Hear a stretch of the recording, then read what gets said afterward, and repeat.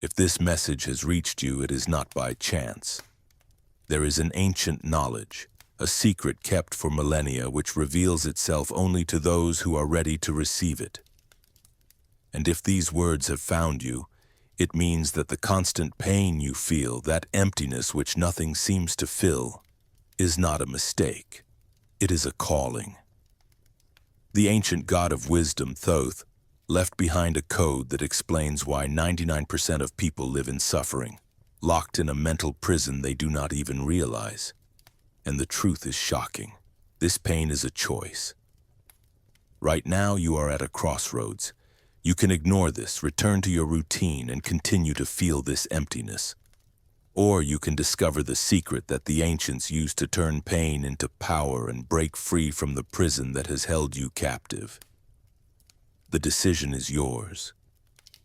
But I promise you, what will be revealed here has the power to completely change your perspective on your own life.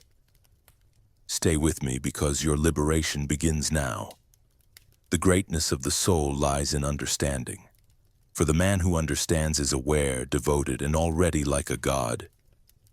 3 sages of antiquity knew that true growth does not happen in calm waters, but right in the center of the storm. Pain is not your enemy.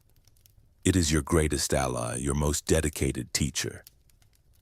Every tear you shed, every disappointment that befalls you, every broken heart that shatters you is in fact a disguised lesson, a unique opportunity to forge a stronger, wiser, and more resilient version of yourself. The tragedy is that most of us never learn the lesson. We just feel the pain and become its prisoners. This hostage condition is no coincidence. It is the result of deep programming, a collective illusion that prevents us from seeing the truth. We become victims of circumstance, believing that happiness depends on external factors, when in reality the key has always been on our side. Pain comes to free us from this prison, to show us that the power to change our reality lies in our own hands. But to use this power, we must first understand what holds us captive, what prevents us from hearing the call of our own soul. What exactly is this mental trap that holds us captive? Why, even when we sense that something is wrong, do we continue to repeat the same patterns of suffering? The answer is not outside, but within us. In the fundamental architecture of our brain, there is a survival mechanism, an ancient operating system that, in today's complex world, has turned into our own cell.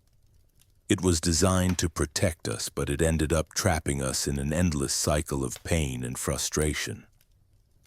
This brain programming is so subtle and powerful that most people live their entire lives without realizing they are being controlled by it. It is an invisible software that dictates our reactions, our emotions, and our choices, keeping us in a constant survival mode instead of allowing us to truly live. And before I can show you how to uninstall this program and finally escape this prison, you need to understand exactly why your brain is programmed to keep you trapped in this pain. The reason you feel stuck lies in an operating system that has been running in your mind since birth. Your brain was designed with one primary objective: to guarantee your survival at all costs. To fulfill this mission, it follows an extremely simple yet powerful rule: to constantly seek pleasure and avoid pain. This primitive instinct was essential for our ancestors in the savannas. But in the modern world, it has become a silent saboteur, a trap that prevents you from evolving and finding true peace. This programming makes you believe a great lie: that happiness is a final destination, a magical place where there are no problems, challenges, or discomfort. To keep you safe within this unreachable ideal, your brain creates an egocentric narrative in which you are the absolute center of the universe.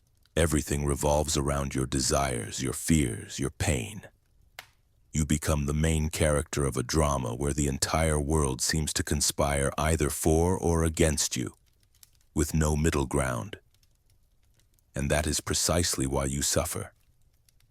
You go through life judging every experience as either good or bad based on a single criterion: your immediate self-interest. If something serves you, pleases you, or comforts you, it is labeled good. If something challenges you, confronts you, or pushes you out of your comfort zone, it is instantly labeled bad.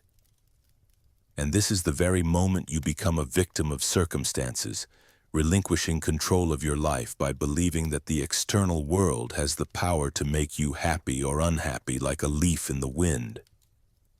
As a result, you spend 100% of your time and precious energy on things you absolutely cannot control. The opinions of others, economic crises, the weather, traffic, the past that is already gone.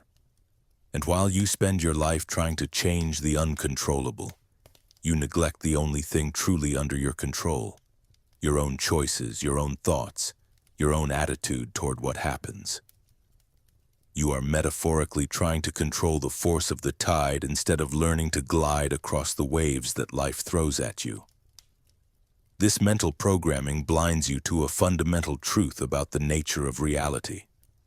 A truth that ancient civilizations like the Egyptians already understood and recorded in their sacred texts. They saw pain not as a problem to be eliminated, but as a complex form of communication, a direct message from the universe to your consciousness. They knew that pain was not a punishment but a guide, a map pointing the way to growth and self-knowledge. The hieroglyphs, which we now see as mere exotic drawings, were for them a sacred technology, a code for deciphering the language of existence. They held secrets about how reality works and how we can navigate it with wisdom. And when you discover what the hieroglyphs truly said about the nature of pain, your entire perception of suffering, purpose, and life itself will change forever, in a way you could never have imagined. Unlike our modern materialistic view, the ancient Egyptians did not see the universe as a collection of dead and inanimate objects. To them, all of existence was one great living organism, a pulsating, intelligent consciousness. In this belief system, everything around us was a symbol, a coded message coming directly from the divine, waiting to be deciphered. And hieroglyphs were not just a form of writing used to record harvests or the glories of the pharaohs. They were a sacred technology, an interface for translating the language of the universe into human understanding. Within this complex symbolic system, pain held a place of great importance. It was not seen as a punishment from the gods or a flaw in the system, but rather as one of the most important and urgent hieroglyphs. Pain was a direct and unfiltered communication from your soul, from your deepest and truest self, desperately trying to guide you back to your path, to your life's purpose, to your true essence.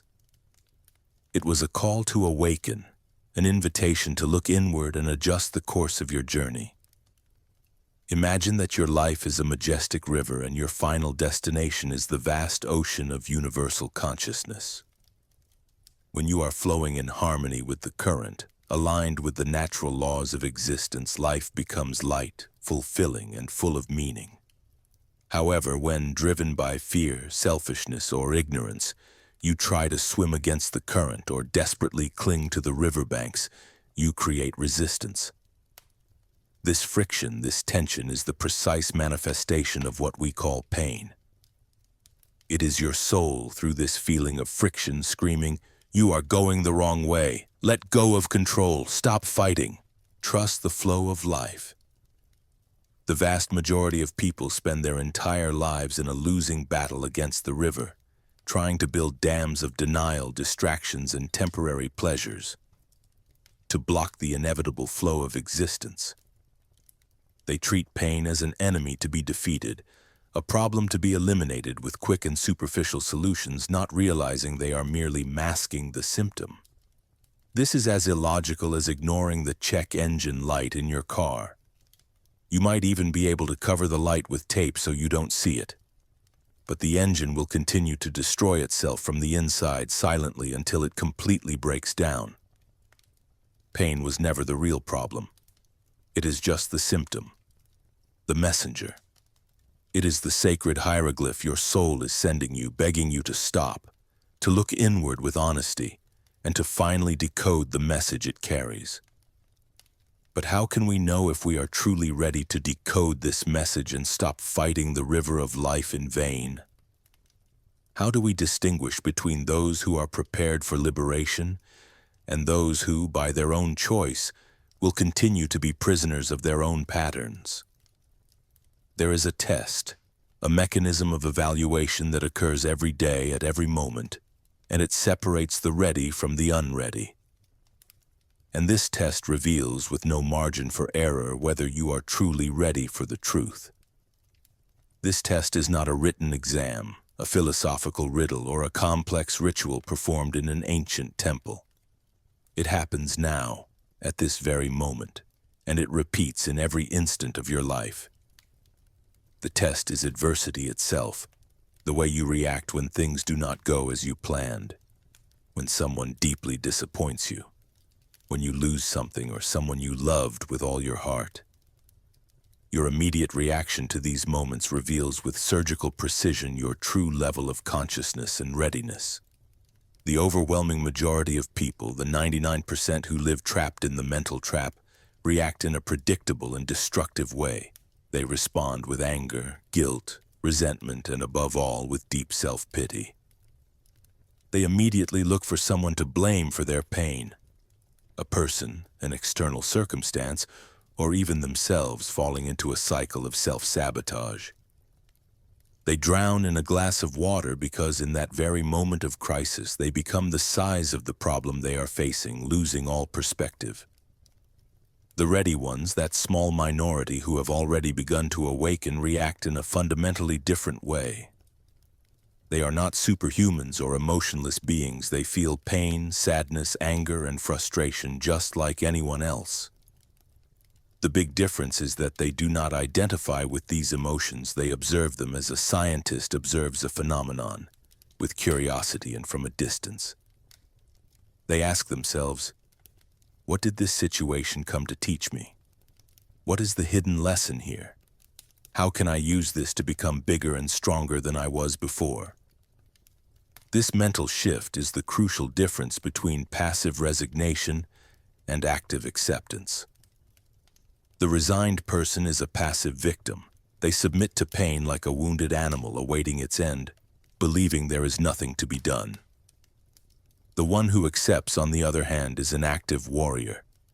They accept reality as it is, not because they like it or agree with it, but because they understand a universal law. You can only transform what you first fully accept.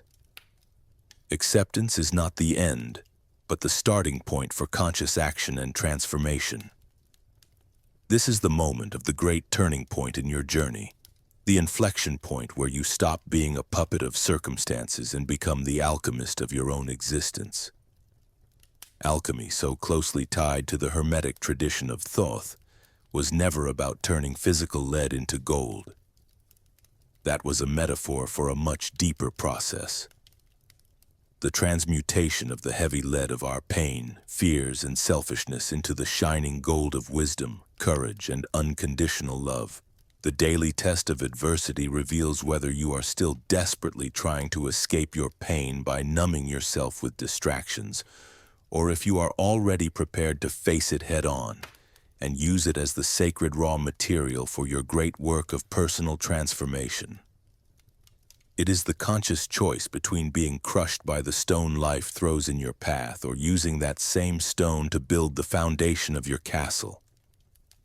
And when you finally pass this test, you discover the first of the 3 great secrets that Thoth left behind to transform your life. As soon as you show that you are ready, the universe reveals the first tool, the first great secret to mastering life. This secret is found in one of the most powerful Hermetic principles, the Law of Polarity. This principle states that everything in the universe is dual. Everything has 2 poles. Everything has its opposite. Love and hate, light and darkness, success and failure are not fundamentally different things. They are simply 2 ends of the same thing, differing only in their degree of vibration. Just as hot and cold are merely variations in temperature. The same principle applies directly to pain and growth, or personal power. They are not opposing forces, but the same energy viewed from different perspectives. Pain is the feeling of being broken, crushed, and diminished by adversity. Power, on the other hand, is the feeling of using that very same adversity to rebuild, strengthen, and expand yourself. The energy of the event itself is neutral. It is your attitude, your perception, and your choice that determine which pole you will vibrate on and, consequently, which outcome you will experience. The ancient Stoic philosophers were absolute masters in the practical application of this law.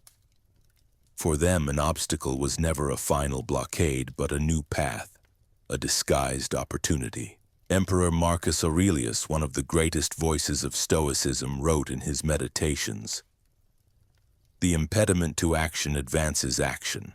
What stands in the way becomes the way." This is pure and refined inner alchemy. It is the ability to take the poison that life offers you and turn it into your own antidote, your own medicine. Instead of asking in a victimized tone, "Why is this happening to me?" the initiate, one who understands the law of polarity, asks a much more powerful question. What can I do with this? They stop fighting the event, stop resisting reality, and begin to use the energy of the event to their advantage. It is like a master of martial arts who does not resist the opponent's brute force but intelligently redirects it to neutralize the attack, using the opponent's own momentum against them. When you understand and internalize the law of polarity, you stop judging your life experiences as inherently good or bad. You begin to see them as neutral energy, pure raw material that can be used for any purpose you choose. A painful layoff can be seen as the tragic end of a career or the liberating beginning of a true calling. A devastating breakup can become an endless source of bitterness or a unique opportunity for deep and transformative self-discovery. The choice is always yours in every moment. You can choose to remain on the negative pole of pain, loss, lamentation, and self-pity. Or you can consciously, through your will and focus, move to the positive pole of learning, resilience, and personal power. You do not eliminate pain. That would be impossible and unnatural. Instead, you transmute it. But transmuting pain is only the beginning of the journey. The second secret gives you the map to stop being a leaf in the wind and to start being the captain of your own ship. And this law governs absolutely all of existence. If the law of polarity gives you the tool to transmute the energy of pain, the second secret offers something even more fundamental: the power to consciously create your own reality. This is the secret of the law of cause and effect, which states clearly, every cause has its effect, every effect has its cause. Nothing, absolutely nothing in the universe happens by chance. What we call luck or coincidence is simply the name we give to a law we have not yet fully understood. The vast majority of humanity lives completely immersed in the plane of effect. People are like dry leaves in the wind, tossed about by external circumstances, constantly reacting to events that seem to come from outside, random and unpredictable. They see themselves as the final result of a process over which they have no control, trapped in a narrative where they are mere supporting characters in their own story. They are the effect, not the cause. And because of this, they feel powerless and at the mercy of fate. The ready ones, however, those on the path of awakening, learn to rise from the plane of effect to the plane of cause. They deeply understand that their current life, with all its joys and difficulties, is the direct effect of causes they themselves planted in the past, through their thoughts, words, emotions, and actions. And more importantly, they realize that they can, at any moment, begin planting new causes in the present to create a completely different future. This is what radical freedom means. It is the understanding that although you cannot control everything that happens to you, You have 100% control over how you respond to each event, and your response, your attitude, your internal choice is the seed of your next reality. Every thought you nurture, every word you speak, every action you take is a cause that will inevitably generate a corresponding effect in your life. To live this way requires constant vigilance and brutal honesty with yourself. To live as a cause is to stop blaming the world, the government, the economy, or other people for your problems, and to take full, non-transferable responsibility for your life. This is not a heavy burden as it might seem at first, but the most liberating power that exists. It is the power to pick up the pen and become the screenwriter, director, and protagonist of your own story. Instead of continuing to be a mere passive spectator watching a movie you did not choose, you stop being a pawn on life's chessboard and become the player, moving the pieces with intention and wisdom. But even as a conscious creator of your life, you can still suffer if your perspective is limited and focused only on yourself. There is a level of vision that distorts reality and keeps you trapped in suffering. And the third secret is what finally dissolves this distortion at its root, revealing the master key to true peace. And this is the secret that sets you free once and for all. Now that you have learned how to transmute the energy of pain and live as the conscious cause of your reality, you are ready for the final step, the one that dissolves suffering at its very root. This secret, the true master key, is contained in the Law of Correspondence. As above, so below. As within, so without. This means that the entire universe, with all its vastness and complexity, is perfectly reflected within you. The macrocosm and the microcosm are mirrors of each other. The key to wisdom and the end of suffering is to stop viewing life through the tiny, distorted lens of your personal ego and to start seeing it from the broad and limitless perspective of the whole. Suffering, in its deepest essence, is an act of selfishness. It occurs when we fiercely cling to our small interests, our personal desires, and our expectations, completely forgetting that we are just a small part of something infinitely greater, more intelligent, and more complex. When you are focused only on your problem, your pain, your loss, it becomes enormous. It consumes you completely and fills your entire field of vision. But when you are able to elevate your consciousness and think from the perspective of the whole, your family, your community, humanity, the planet, existence itself, your personal problem is instantly put into perspective. It does not disappear by magic, but it loses the power to control you, define you, and paralyze you. You realize on a deep level that your life is not just about you. The ancient Stoics advised a powerful practice, meditating on the vastness of time and space, to imagine the stars, the galaxies, the billions of years that came before you, and the billions of years that will come after. In the face of that cosmic immensity, what is your momentary pain?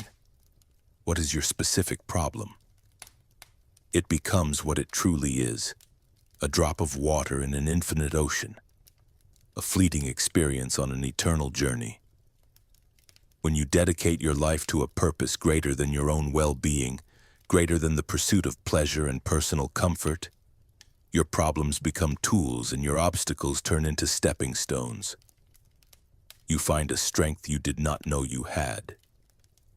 A resilience that feels unshakable because you are no longer acting just for yourself, but as a channel for the intelligence of the universe, as a servant of a greater cause.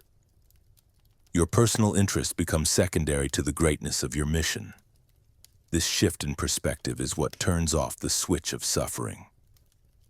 Pain may still exist as a physical or emotional sensation, but suffering, the story you tell yourself about the pain, simply dissolves. But understanding all this intellectually is not enough. You need to integrate this wisdom into every cell of your being, into a symphony of consciousness. And that is precisely what brings us to the next step, the moment of true transformation. This is the secret that transforms ordinary humans into awakened beings. This stage of the journey is not about learning a new secret, but rather about the deep integration of all the previous ones into a symphony of consciousness. It is the magical moment when the Hermetic laws cease to be intellectual concepts read in books or heard in lectures and become your lived reality, your direct, unquestionable experience. This is true awakening. You no longer just know that the universe is mental. You feel in real time how your thoughts and emotions are constantly shaping your reality. You no longer just understand the law of correspondence. You begin to see the divine in a single grain of sand and the entire universe reflected in a wildflower. The separation between me and the other, between within and without, begins to dissolve. You no longer just believe in the law of vibration. You learn to tune your own inner frequency like someone tuning a radio to resonate with harmony, peace, and abundance, instead of remaining locked on the frequency of chaos, fear, and scarcity. At this advanced stage, the law of polarity becomes your most powerful tool of creation, allowing you with intention and focus to transform any darkness into light, any challenge into opportunity. The law of cause and effect becomes your internal compass, guiding each of your choices with a wisdom and clarity that once felt unattainable. You begin to act with the precision of a master, knowing that every seed planted today will blossom tomorrow. You learn to dance with the law of rhythm, flowing with life's highs and lows without resistance, like a skilled surfer gliding across the waves. And finally, the law of gender reveals itself in its fullness. You learn to balance the masculine energies of action, logic, and focus with the feminine energies of intuition, receptivity, and creativity within yourself. By harmonizing these two poles, you become a complete being, a conscious creator in your own right, capable of manifesting and generating new realities. This is the definition of total freedom. It is not the superficial freedom of doing whatever you want, which is often just a reaction to your conditioning. It is the deep freedom of being who you truly are, in your purest essence. It is the ultimate liberation from the prison of the ego, from the chronic fear of pain, from the tyranny of external circumstances. Your inner peace is no longer held hostage by the outside world. It begins to radiate from within, from your unshakable connection to the cosmic order. You become a clear channel for universal wisdom, a beacon of light and serenity in a world that is still learning to see in the dark. Your presence alone begins to have a calming and inspiring effect on those around you. But there is something even deeper that Thoth taught about the cycles of life, a practical wisdom that prepares you for what comes after awakening. The ongoing journey of mastery. Now that you have awakened to your true nature and to the laws that govern existence, you need to learn to navigate the waters of life with mastery. This is the practical secret of the law of rhythm, which states, everything flows, out and in. Everything has its tides. All things rise and fall. Life is not a straight line of continuous upward progress, as our modern culture tries to make us believe. Life is, in truth, a series of cycles, like the seasons of the year, like day and night, like the movement of the tides. There will be moments of joy, expansion, and success which correspond to the summer of your life. And there will be moments of sadness, contraction, and retreat, which correspond to winter. There will be phases of abundance and harvest and phases of apparent scarcity and planting. The vast majority of people suffer immensely because they resist this natural flow. They try desperately to cling to the peak of the wave, wishing that joy and success would never end, and then drown in depression and despair when the wave inevitably crashes on the shore. Mastering the law of rhythm is not a futile attempt to always stay on top, to live in an eternal summer. That is impossible and profoundly unnatural. Mastering rhythm is about learning the art of maintaining inner balance, serenity, and center. no matter what phase of the cycle you are in. It is like an experienced surfer who not only enjoys the thrill of the rising wave but also knows exactly how to dive and protect themselves when it crashes down, patiently waiting for the next one. Your life's purpose, your deepest values, your connection to the whole. That is your center, your anchor. Joy and sadness, success and failure are just the weather around you. Temporary conditions that come and go. The wise do not allow the external climate to affect their internal state. They learn to appreciate the gentle breeze of success, but also to endure the storm of failure with equanimity, knowing that both are temporary and part of life's dance. Thoth taught that the master reaches a state of neutralization. This does not mean becoming apathetic, cold, or emotionless. On the contrary, the master feels everything with much more depth and clarity. The difference is that they are no longer controlled by their emotions. They are not dragged into manic euphoria during success, which inevitably leads to depression, nor into paralyzing despair during failure. They observe the tides of life with the serenity gained through much training and self-knowledge. They know with unshakable certainty that just as night always gives way to day, difficulty and contraction always precede a new cycle of growth and expansion. They learn to dance with the rhythm of the universe instead of being crushed by it. But now that you have the keys, the knowledge, and the ability to navigate life's cycles, a fundamental question arises. What is the purpose of all this? Thoth left a final and crucial message for those who have made it this far. And this last revelation will forever change how you see your mission in this life. If you have come this far on the journey, if every word and every secret has resonated deep within your soul, know that this did not happen by chance. You are among the ready ones. You received this message because your soul, in its longing for truth and freedom, was asking for it. However, in the Hermetic tradition and in all great schools of wisdom, knowledge is never an end in itself. Gaining wisdom is not like collecting trophies. Knowledge is, above all, an immense responsibility. The universe did not give you the keys so that you could isolate yourself on a mountain of wisdom, feeling superior to others who are still asleep. It gave you these keys so that you could become a door, a bridge, a beacon for those still lost in the dark. Your mission from this point forward is not to try to force anyone to wake up. Truth cannot be imposed. It must be discovered individually. Trying to awaken someone before their time is an act of ego, not love. Always remember that each person is at their own stage of readiness, on their own step of the ladder of consciousness. Your task is much more subtle, elegant, and powerful, to be the living example of this truth. To live this wisdom in every action, every word, every breath.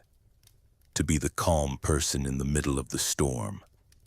The generous one in a selfish world. The one who finds strength and meaning in pain while others find only despair. People will not be convinced by what you say.